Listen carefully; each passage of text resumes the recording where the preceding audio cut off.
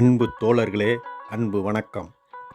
மதிப்புக்குரிய பன்னீர்செல்வம் அவர்களின் ஜாதக நிலை தற்போது என்ன சொல்கிறது என்று இந்த பதிவில் விளக்கமாக பார்ப்போம்.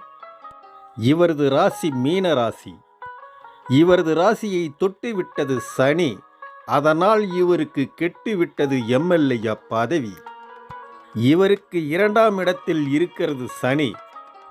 2024 சனி கூட கேது சேர்ந்தது. அப்போது குடும்பம் என்று சொல்லக்கூடிய கலகத்தில் வந்தது கலகம். இந்த வினை கேதுவால் வந்தது. 2ஆம் இடத்தில் இருக்கிறது சனி. இந்த சனியை பார்ப்பது 7.5 சனி.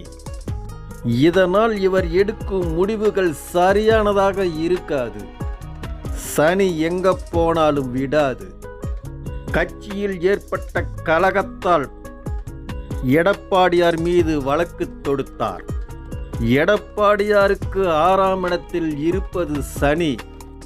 அதனால் இவர் மீது யார் வழக்கு தொடுத்தாலும் தவிடு பொடியாக்கிவிடும் இந்த 6ஆம் இடத்து சனி.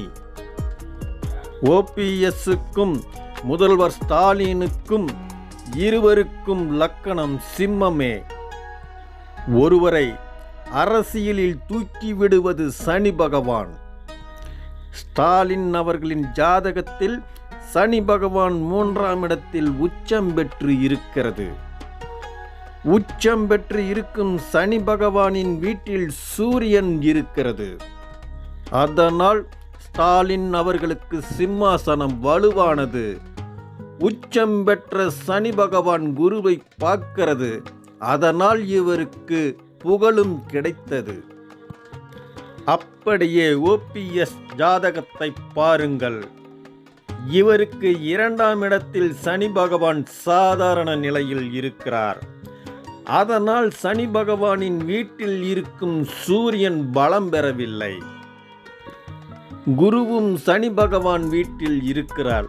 அதனால் அந்த குருவுக்கும் பவர் கிடைக்கவில்லை. கன்னி ராசியில் இருக்கும் சனி பகவான் ஒரே கட்டம் தாண்டி துலா ராசியில் நின்று இருந்தால் இங்கு சூரியனுக்கு பவர் கிடைத்திருக்கும், குருவுக்கும் பலம் கிடைத்திருக்கும். முதல்வர் ஸ்டாலின் ஜாதகம் போல் அமைந்திருக்கும்.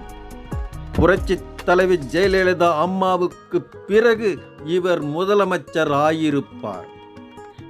ஓபிஎஸ்க்கு சனி பகவான் பலம் குறைந்து இருக்கின்ற காரணத்தால் எடப்பாடியார் இடத்தையோ அல்லது ஸ்டாலின் இடத்தையோ இவர் பிடிக்க முடியாது. இந்த 2ஆம் இடத்தில் இருக்கும் சனி பகவான் சந்திரனை பார்ப்பதால் இவர் ஒருபோதும் தலைவராக முடியாது.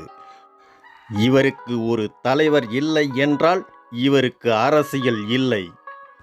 நேயர்களே, இந்த பதிவு உங்களுக்கு பிடித்திருந்தால் லைக் பண்ணுங்கள், நண்பர்களுக்கு ஷேர் பண்ணுங்கள், சப்ஸ்கிரைப் பண்ணுங்கள்.